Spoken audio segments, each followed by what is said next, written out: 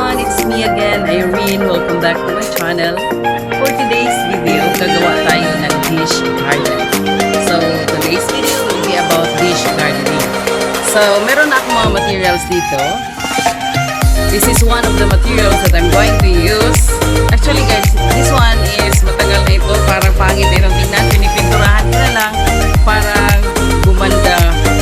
Then, I also have the plants over there.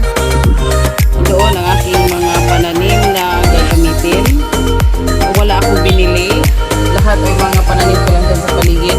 And of course, the soil that I am going to use.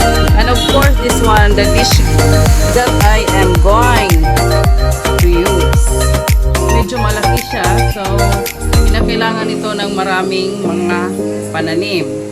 So, hindi ko na ito binibili.